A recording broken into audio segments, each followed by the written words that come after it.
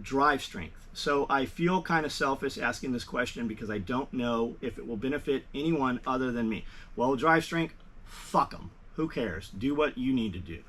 But looking to move to Knoxville is in motion. Any recommendations for areas to look at to live? Chattanooga is also viable job-wise. From the View, which is better. Thank you, John and family. So I like Chattanooga better. I like Knoxville. I like old industry. There's a lot of stuff there that is abandoned. That should tell you something about the area.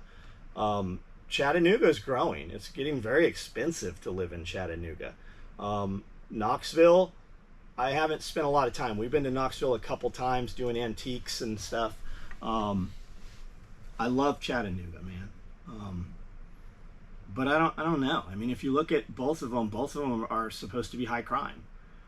You're supposed to get killed every time you go to Memphis, though. But I've been to Memphis 50 times and haven't been killed. I haven't even seen anybody killed. I mean, I didn't even get to see a dead guy in Memphis. So maybe next time. I don't know, man. I'm not the guy. I don't know. If I was going to Chattanooga, like we talk about Chattanooga, would I live there? There's some neat things in Chattanooga. Would I rather live in Pigeon Forge or Gatlinburg? I don't know. Do you want a bigger city? Do you want a smaller city? You said I'm guessing you're going there because you work for like Push Pedal Pull or some equipment company. There's one of those in Nashville also. We got a friend that works at one of those places. Really, the best thing for you is going to be to go visit both of them and kind of get an idea of the vibe that you get being there. Personally, I like Chattanooga better. We've spent more time there. The time that we spent in Knoxville, I felt like it was really big and kind of industrial. I think it's dirty. Well, I was trying to be nice. No, don't be nice. Be honest. I gotta pee. Keep talking. I really like Knoxville. It's a college town, so you have that aspect. If that's your jam, more power to you. But for me, I really like Chattanooga. The people are nicer. The area is nicer. It's cleaner. The water is beautiful. It's right there on the river or lake. One of those. It's a body of water. And we have just had much better experiences and time in Chattanooga. With that said, if you don't go and visit, you will never know. And I mean, really, you need to go and spend a couple of days, maybe a week, driving around, looking at the different neighborhoods, looking at the different stores. Do they have a restaurant that you like there? As far as where you're going to work, is your commute going to be ridiculously long? Is it going to be dangerous? You have to park half a mile down the road, and now you have to walk in the pitch black dark, to get to where you're going. All those things need to be considered. Personally, I would pick Chattanooga, and I would like to live a little bit further out than obviously in the midtown, but that's what I would choose.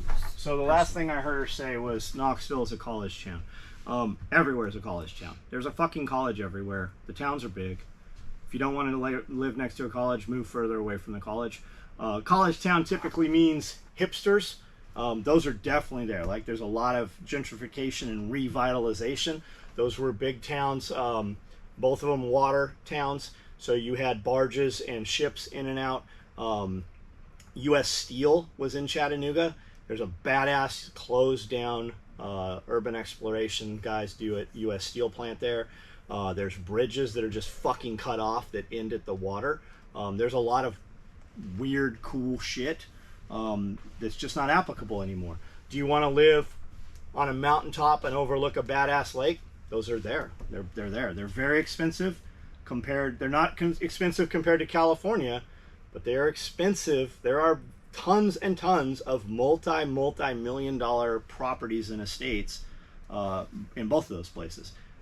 There's also trailer parks in both of those places. So just decide which one you want to be with. Get an aerial view of things. Like she said, go there and look at both of them. And I would say, man, go there in summer and winter. Like, look at the worst of both aspects of that. And then what do you like to do?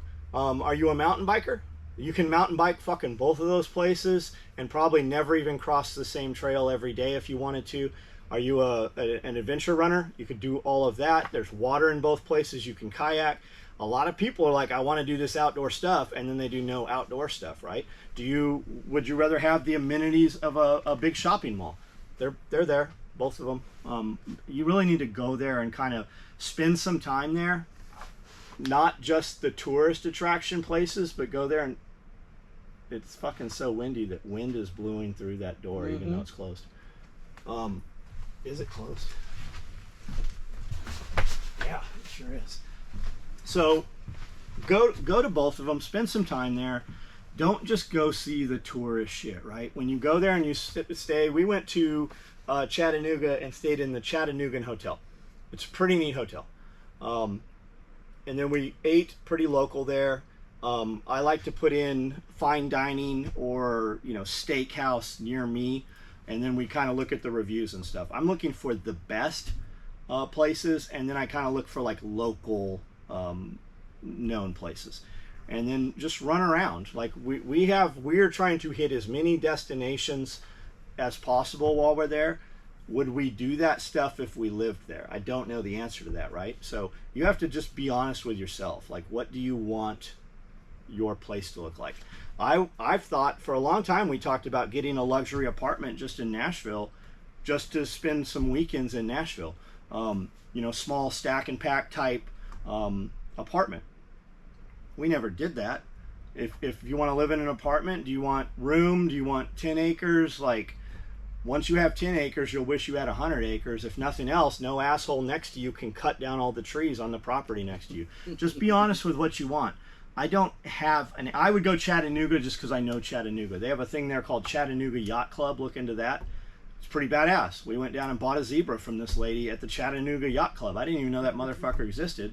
And then in talking to this lady, she holds the largest piece of commercial property currently undeveloped in Chattanooga. She also owns a bunch of fucking old industrial buildings that they're revitalizing and putting other businesses into. So it's a neat perspective talking to her for the hour that I got to talk to her that I never even had entered my mind. So just go there, man. Have conversation. I like Chattanooga too. Very touristy, but you go to the aquarium in Chattanooga, there is an indoor rock climbing gym there. There's a lot of cool shit right there. They closed the streets off and they have like street festivals. Pretty neat, man. Cool sushi place down there, cool restaurants, really, really high-end boutique hotels. Only 30 rooms in the hotel. Very 4-star chef menus in the lobbies and the restaurants and stuff. We went to, what was the name of it? Whitebird? Yes, I think Whitebird. We went there for Sunday breakfast and brunch, and the lobby was just awesome. They had those big giant, I'm still looking for one of those. I find those medieval looking egg chairs, right? Blue velvet and gold trim and shit. But I never find one as grand as that. I always find them, but they're kind of like Wayfair or some bullshit. I want the real one. It's the Wish version. Exactly. There was a place in Long Beach like that had all of them. But you could just tell they were shit, but they were very expensive too. Oh, yeah. Like you paid for just because it looked cool, I just want 2 of these chairs. Yeah. I'll buy them when I find them. Evan Dixon, Radio Made Easy. That's smart that you're fucking adding that in there. Yeah, smart. John, would you be willing to give me some marketing advice as I'm getting off the ground? I'm still building my audience, most of Instagram right now. At SRF, I will get to see what products people are most interested in. My prediction is that it doesn't fucking matter what products they're interested in because they're going to buy what you have, and when you don't have it, they're going to buy what you have left. I'll bet you that's the case. You and I both know that you brought in a bunch of inventory and that you've sold your inventory before SRF even fucking happened, right? Just from these communications, just from word of mouth. At SRF, I get to see what I'm most interested in. I was thinking about trying sales codes to generate. You don't need to. Are you selling do you have inventory sitting around? Do not fucking do that. Do not do it. You can do a sale code to promote, but I wouldn't do that, man. I would do, if you use this code, I'll give you this free trinket or widget, right? Because they'll still use the code, and then you can see and get the data that you're after. You know what I might consider if I was him, because he's in a business where people are like tactically minded and stuff like that, like have some sort of like communication. I don't even know what to say. Like maybe as a business card with some sort of coordinates on it. And if you figure it out, then there's something there for you, or something like that. Like geocaching? Yeah, like kind of like geocaching, but like not where you'd have to go anywhere. I don't know, like get creative with something like that, because the people that are buying your stuff are interested in that kind of thing, Like a website that you can only get to through the QR code. Yeah, something like that. Like if you have the the key to the puzzle, then you get to do whatever it is, I was thinking about trying sales codes to generate urgency and push certain items. I don't have SMS yet, but could get that started. Okay, how are you taking sales right now, right? Do they have to email you and you generate an invoice off PayPal? That's manual labor, right? You need a website, which I know you have. I don't know if that's Shopify based. I don't know if that's WooCommerce, BigCommerce. I don't know what it is. We use Shopify. And for SMS, is that an app that we plugged into Shopify? It is. And I'll send you a link. If my interested. Shopify is canceled, do we lose access to that SMS? I don't think so. Do we have out? We need to know that. I need a definite answer on that. I don't have SMS, so my point is, for $9 a month, you can fucking get SMS and start generating that now. Get that information now, because Shopify took some shit off of our website. We had some Confederate flag patches that had been there for years, and all of a sudden I got this community guideline. It literally was the same verbiage that Facebook uses, right? So they're all in bed together. So what happens? Shopify, I believe Shopify is a pretty liberal, and if they're not, the people that own it are, right? The richest dudes in the world hate everything we love, right? They need to take your guns away so they can do the terrible shit they're going to do to you. So sooner or later, they will just turn our Shopify off, right? So be prepared for that. And that's why we did SMS, so we had direct access to our customers. Our sales fucking went up 30% the first time we sent an email, a text message out. I think that has something to do with a customer that's willing to take another step. Even just as simple as signing up for that is more real of a customer. Yeah, you're more of a qualified. So start it now. You guys do this very well, so your feedback would be gold. So do it now, man. Just fucking get the SMS set up. If you want to generate some kind of code, why are we doing that? Are we trying to bribe them for sales? Can you not already sell everything you have? A lot of times a business can't sell, but you will have the perception that they do. So you know what that reality is. And then bring in other things, right? A dude might not buy a $200 radio. Will he buy a hat? Will he wear the hat out, right? Do you have some cool hat? Can you do a shirt? Can you do a promotion of fucking a little thing? Hey, I'll send you this free thing. Have some fucking patches made of Baofeng radios. I've not seen any of them, right? And have on the screen RME or Radio Made Easy on the screen of your patch, right? Start that now. Do that right fucking now. You might not get patches in time for SRF, but you could do stickers that look like a fucking Baofeng radio, the product that you're selling, and you could have them in time for SRF. Absolutely you could. Aaron Kinder, I'm having a son in December. Love the diaper bag you made us. I plan on raising my son to be self-reliant. I'm learning how to do this myself firsthand, so the knowledge I pass on is legitimate and not theory.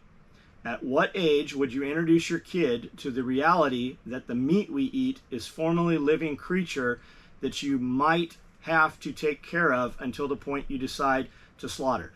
Okay, 100 years ago, nobody had this fucking conversation. 100 years ago, this was not a conversation. The Amish have a lot of kids because they say kids are not profitable till age 13. As a child, as soon as the kid can pick an egg up and not crush the egg, kids are getting eggs from the chickens. Start with the chicken. It is us as parents that want to keep our kids as children, right?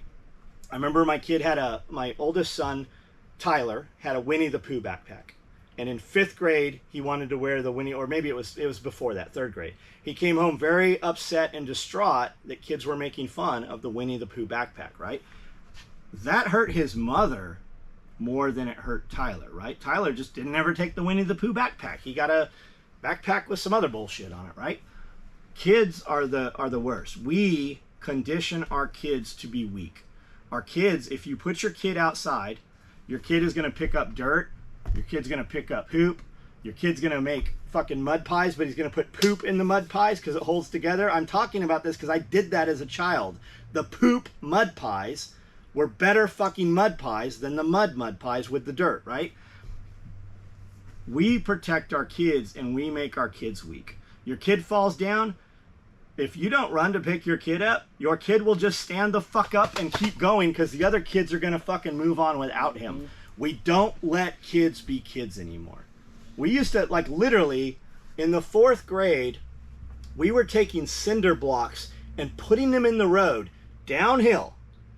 Cinder blocks taller than this fucking table with a 1x12 pine shelf as a ramp, and we'd put trash cans, like 55-gallon trash cans, and we'd come fucking tear down in that, and you'd hit that motherfucker and jump over the trash cans and land fucking on the fucking road on asphalt. Show me kids doing that today, right? Oh yeah, right. Like some police would show up, a neighbor would call, right? We'd go get our neighbor's trash cans and put one more and one more and one more. I had stitches on my chin. I had a fucking concussion. I had stitches on my eyebrow from hitting the curb when I fucking crashed on a BMX bike. There was 20 of us out there doing that. Mm-hmm. We, like, a parent would lose their ever fucking mind if that happened. We were the latchkey kids, right? We had a babysitter for a while, and then we didn't have a babysitter. Mom and Dad had divorced. Dad was in the Navy. He was taking tons of fucking college classes, working on his PhD as a psychologist. Mom was working at General Dynamics. Mom was working a second job at the mall at a clothing store. We raised ourselves. We would get on a BMX bike and we would just fucking ride all day long. We would have water in mason jars. Camelbacks didn't exist. And then a friend got a moped, so we'd ride all over on mopeds everywhere. We were constantly out in the canyons. If there was a storm drain tunnel, we were in it. Do you know that as a normal sized human being, in a storm drain, just in the curb, you can get down in there. Do you know that once you're down there, there's a ladder that goes down, and then there's tunnels. And once you go to tunnels and you start crawling in tunnels, the tunnels get bigger, and there is a whole underground storm system. We knew everywhere. I could literally go from my house in Tierra Santa to a storm drain and go from storm drain to storm drain. And so you've been in there. Sometimes we'd have to cross out through canyons and you'd go through a riverbed. I could go all the way to Jack Murphy Stadium. If you don't know where that is, look at Qualcomm Stadium and Tierra Santa and just type those in and put in like aerial view. I took Tyler through there. I took Cody through there. Miles and miles and miles. We could literally go all over San Diego subsurface. Kids don't know that now. Fucking parents would lose their fucking minds. Mm-hmm. We went out and played BB gun wars. We would put on camouflage before paintball guns ever existed. We'd go out in the canyon and shoot each other with BB guns. So much so that a fucking helicopter was sent out and a SWAT team was sent out, and it took them a couple hours to catch us. They're like, you guys aren't in trouble, just come in. But my friend Troy, it took them another 8 hours to catch Troy. Like, they were literally out there in a fucking active manhunt with fucking dogs. Man, kids these days, we don't let kids be kids anymore. Kids these days, they'd walk right out of the woods, lay down on the ground, and get in the fetal They would position. never be there because the parents won't let the kids have BB guns. Yeah, they'd that's be true. like, they're not going to let them go outside. They wouldn't be like, don't get caught, right?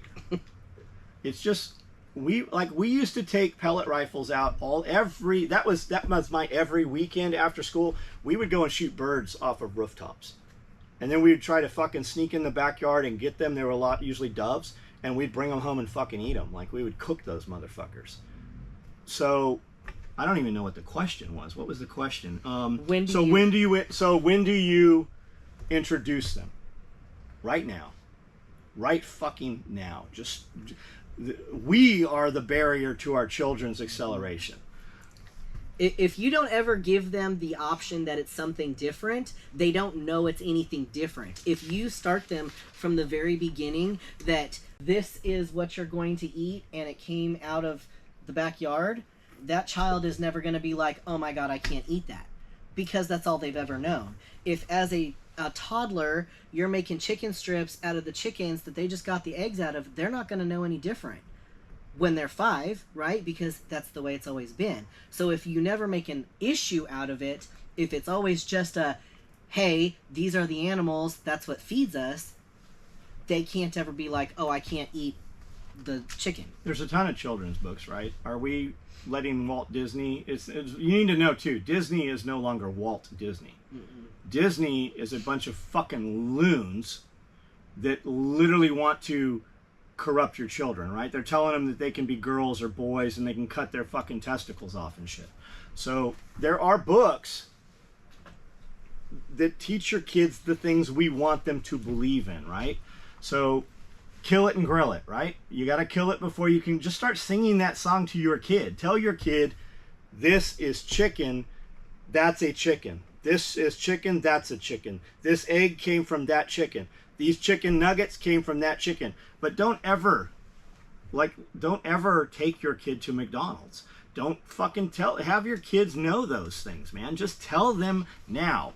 Our kids literally couldn't walk and were wherever we were, right? Always. We didn't do anything different. When we're fucking, the kids aren't in the room. If we're naked, the kids aren't in the room. But there wasn't anything we went and did that we didn't take our kids to movies, because I think that's a shitty thing. I shouldn't have to listen to your fucking kids scream. But our kids did anything we went and did. I had a stroller. We kept a Bob stroller for years, and we would push the kids in the Bob stroller, and we'd go out hiking. I mean hiking, up fucking mountains. For miles. Hiking. And then I had a trailer. We'd go out mountain biking. I would jump, and Sebastian, the trailer would be up fucking 3 feet in the fucking air. And he loved it. I did it with Cody too. And then we kept that trailer and the stroller, so that's a great way to move extra equipment if you have to. When Sebastian was big enough that he no longer rode in the stroller, I put a 5-gallon Sparklets bottle of water, and we go hiking, and I'm 8 miles all the fucking time. That's what we did. We were out in the fucking dirt all the time. And that's where our kids were. And then when our kids grew up in business, our kids were constantly, we would go rent movies, and our kids would be in the garage. We had a flat screen. You want to watch TV? I don't care if you watch TV. Do it while you're doing something that makes money and benefits you. We were constantly cutting material. We had a couple ladies a year or two into it when I restarted the company when I got home in the garage. We had a couple ladies. Amanda and I would sit for fucking hours cutting material and making stacks of material. Yep. And then when those ladies would show up, we would sew that material. We were playing History Channel, or we rented every fucking movie that Blockbuster had. And the kids were in the garage with us. The kids were out in the backyard all the time. Like, they were just here with us all the time. In general, how do you introduce your kids to self-reliant lifestyle and not turn them away from it in a day of tablets and metaverse? Don't let them have it. Don't give it to them. How many kids do you see now when you go to a restaurant where the kid has a fucking iPhone and mom has an iPhone? That's that fucking kid's iPhone. Don't fucking do it. And for God's sake, when you're in the grocery store and you have a child in your cart, don't give them a damn tablet or a phone and let them turn the damn thing all the way up, because nobody else wants to listen to that shit. Nobody wants to hear it. And like teach your children how to behave themselves. That is what needs to happen, instead of giving them a babysitter. And that's why you have the problems. These kids don't know how to deal emotionally. Our kids didn't have any of that shit. They sat in the fucking cart, and a lot of times when they I want in the cart. No, you're gonna walk. Yep. Throw a tantrum. I'll whip your ass. You don't have to do it much. I'm gonna leave your ass right there in the middle of the floor. Yeah. Ask my kids. They'll tell you. Like, raise your fucking kids. That's all there is to it. Raise your fucking kids. Josh Strivers. Myself, wife, and kids are currently living in our camper while we're remodeling. That's got to be a tough one. It has been a learning experience, to say the least, with younger kids. A good one, but there was some adjustments. Man, I'd like to have another small camper next to him when that motherfucker's crying. Just put him in, like, literally let your kids fucking cry themselves to sleep. Oh, you don't eat broccoli? That's fine. It'll be here tomorrow. Yep. You don't want to eat the salmon? That's fine. My kids don't eat pizza, right? They only eat cheese pizza. That's because that motherfucker's never been hungry. Mm-hmm. Never been hungry. Cody's little brother, Alex, came and lived with us for off and on for a couple years, actually. When he was a child, he would come over and his mom would be like, he only eats cheese pizza. Lo and behold, when we gave him pepperoni pizza because that's what we ordered, he ate fucking pepperoni pizza. Kids only do that shit because the parents fucking allow them to do it. Because you let them. It's so funny because all of these topics I'm dealing with at home right now. Mm-hmm. And the latest one was trying to get the baby to sleep by herself. And Annie's always like, well, she's throwing a fit because I'm not there. Like, once you leave and you're not an option, she calms down. Right. So that's what we did. Like, now I'm Is the baby in a crib? No. She's 2. Can three, she, almost 3. So if you put her to bed, will she stay in bed? So my office is next to her room, and she averages once a night coming out to tell me something. But once mom is off the table, and the same thing with falling. If they fall in front of me, I'm like, are you okay? And they're like, yeah. They see mom, they start crying. Yes. And so when mom is not an option, she lays down there, and then she'll come in to tell me something that a kid will tell me, but then just go back and fall asleep. Right. And it's tough because we have, 2 completely different parenting styles, but I'm not gonna compromise on doing that kind of stuff. The biggest problem is when you allow them to have everything like that, Mm-hmm. when you're always comforting them, when you always are coddling them, it just makes your life more difficult. Yes. Because now you have to be the one that's always there doing that. If you let a kid throw a tantrum, Yeah. they will tantrum themselves to sleep. Yeah, Mhm. absolutely. They will literally fall asleep. I actually like it when there's a tantrum right before bed because they will fall asleep. You're like, thankfully, no more questions. Exactly. It has got me thinking, in the event that I had to leave and never come back, what would I take? So, real quick, Josh, this is Josh Strivers. There's a YouTube channel. I can't remember the name of it. It's a dude, big dude, used to be a cop. He's a Hawaiian looking dude. He's got a small little wife. Looks a lot like Billy Bond's wife. Looks a lot like Michelle. And they recently moved. I think they're in Idaho or Montana. And they started this homesteading channel in the backyard of their house. And she had some rabbits and garden and stuff. And they're literally they came onto a fucking big ass property in the mountains, snow and shit. And they just started. They put up a shed, and they had a big camper. They put up a shed, built like a barn. They're building a barn-dominium, a apartment or house in there, and then they put a loft in there where they were living. So now they're living in the trailer and the loft. And now they've built a house. They put in a garden. They built this fence that's like 8 feet tall, because there's bears and shit. 8 feet tall. Made these fucking big beams, and they put wire paneling between them. So their garden is 50 by 100 feet. I don't know, it's big, Enormous. right? But it's all screened in and shit. Watch that. I wish I knew the name of that channel. Man, it is. If we can think of it, we'll add it back. The in. production is so good on this video, and that they literally make all of their income by enough people watching them and affiliate links and click-through links and stuff. Like, that's what pays their bills. But along those lines. So if I could only leave, in the event I had to leave and never come back, what would I take? I could take my best 4 to 6 laying hens. I don't even know which my best laying hens are. We have so many. With a rooster and a few breeding pairs of rabbits with a little effort. Have you ever planned or thought about having to relocate in a few days' notice? If so, what things would you take? So we did relocate. We came out here, rented a house that we planned on only staying in for 6 months. It was in a place called Cedar Lakes Estates. It was a 2-acre lot. The basement was about 2,000 square feet. The house was probably 2,600 square feet, 2.5-car garage. We left California 30 days later, moved here, left probably 70% of our stuff in California. And a lot of the stuff that we brought cost so much to bring, and to this day have not set any of it back up. I still have it unpacked in boxes. I brought gym equipment. We did use a lot of the gym equipment. With what it cost fuel-wise to bring the gym equipment with us, we could have bought new, and we did buy new gym equipment. Like, I had a gym, a pretty badass home gym, but I've got a semi-commercial piece of equipment by Hoist, maybe. Anyways, it's in the other building. We set it up in the basement of the other house. We took it apart, moved it to the lake house, and then moved it from the lake house into the old shop. And it's in the old shop taken down, unapart. I haven't used it since we moved to Tennessee. Now, you're talking something different, right? You're talking days, he said. Collapse of society, have to take off. What would we take? I'm not really stuck on things like that anymore. I know that I can rebuild them. So if we're going out and restarting civilization, yeah, the rabbits would be great. The rabbits and the chickens would be awesome to start up a farmstead, homestead kind of deal.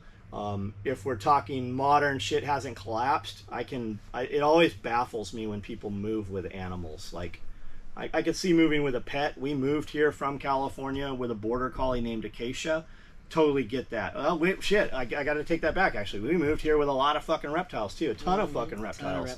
The whole entire Explorer, we moved all the reptiles into cups, like we transport them in.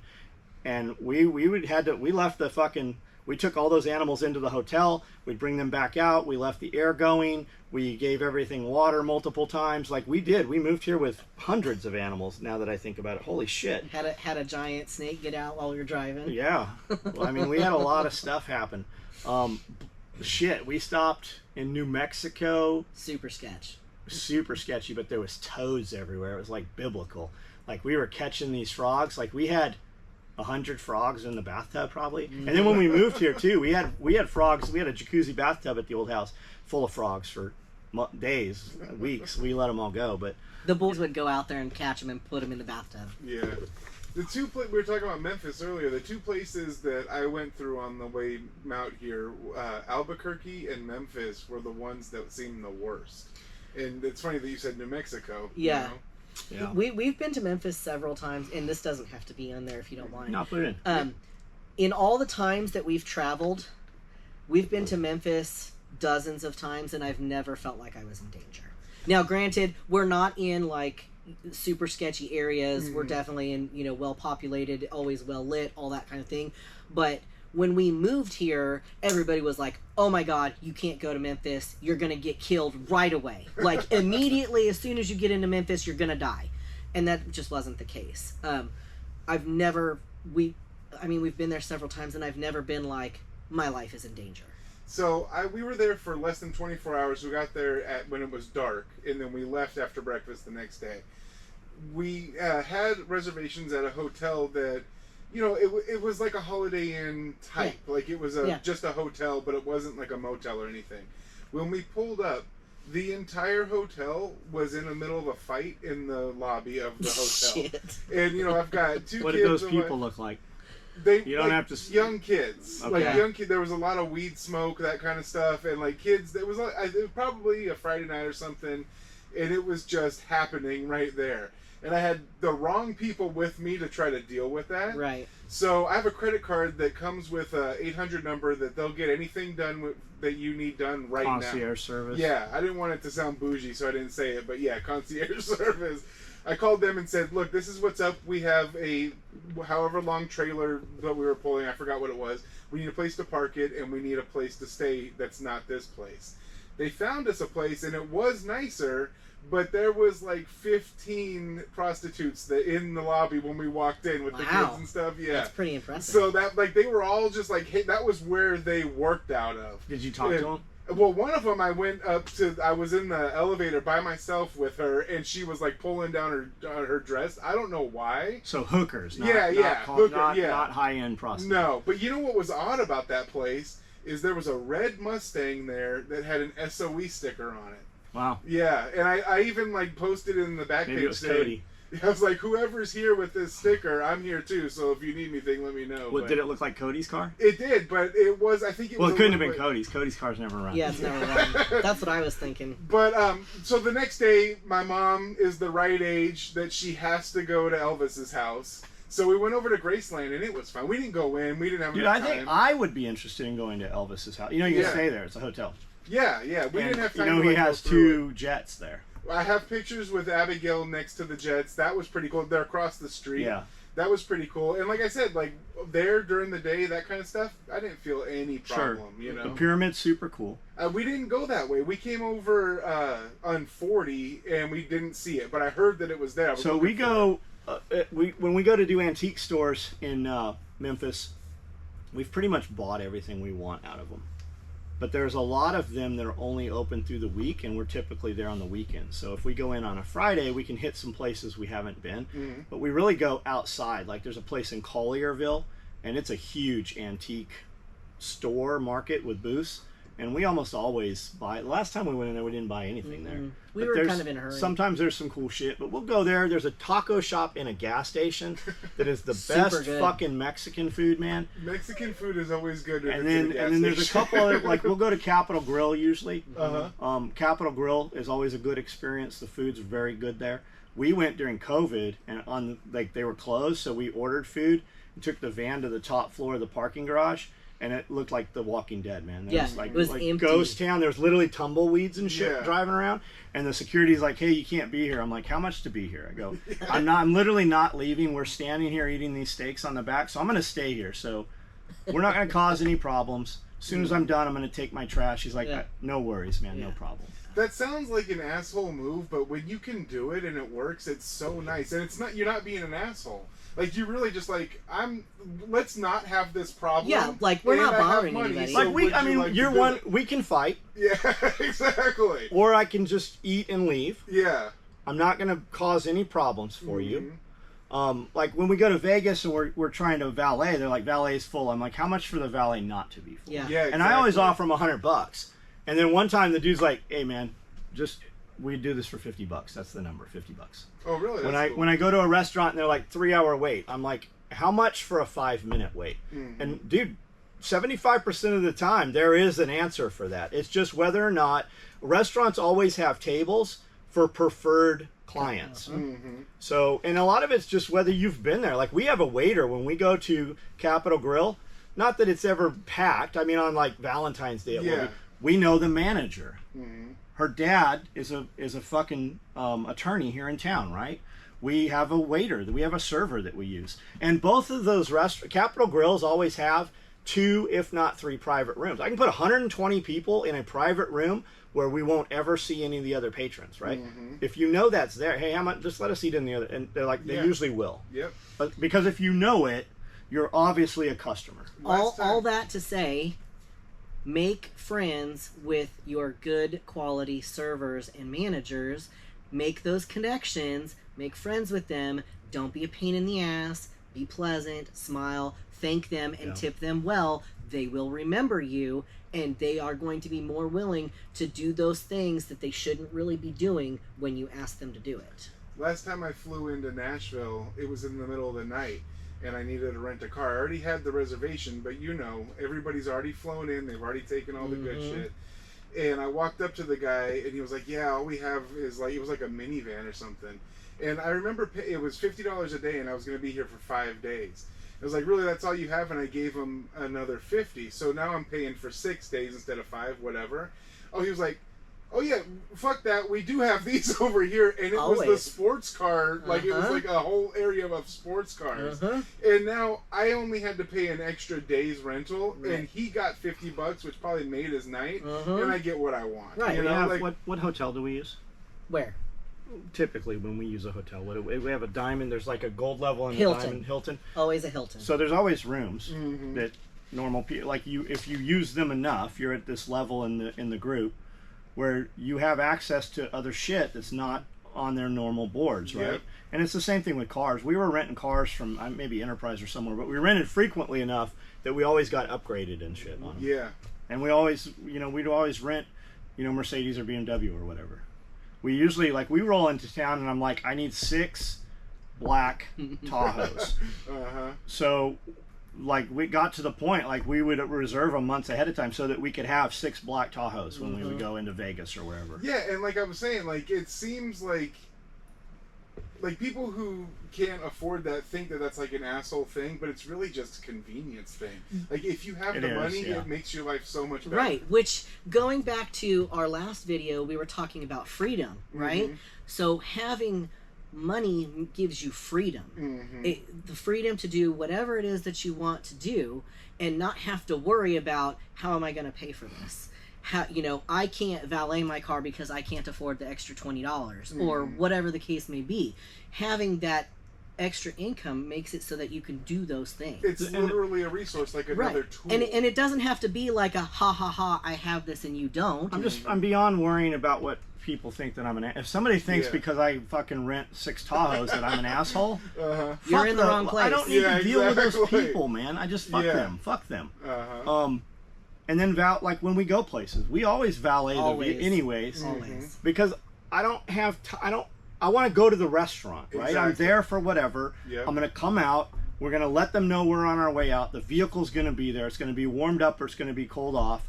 We don't worry with it, man. And I don't have to have that conversation and fucking worry about somebody dinging my truck. My truck is parked by the guy. Well, and usually they'll leave our cars up front anyways.